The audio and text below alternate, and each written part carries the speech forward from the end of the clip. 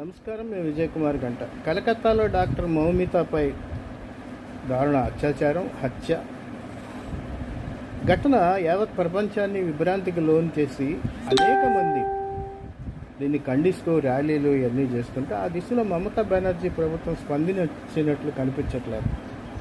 పశ్చిమ బెంగాల్ అంతటా కూడా ఆందోళన జరుగుతుంటే ఇప్పుడైతే ఈ ఘటనలో జరుగుతున్నటువంటి ఆందోళన పాల్గొంటున్నట్లు వార్తలు, కానీ అవన్నీ కూడా రాజకీయ ఎత్తుగడలు.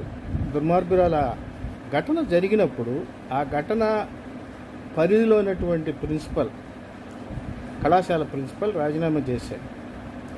వాడి రాజీనామా మీద పెట్టినటువంటి శ్రద్ధ వాడికి వెంటనే వేరే చోట పోస్టింగ్ ఇచ్చారు.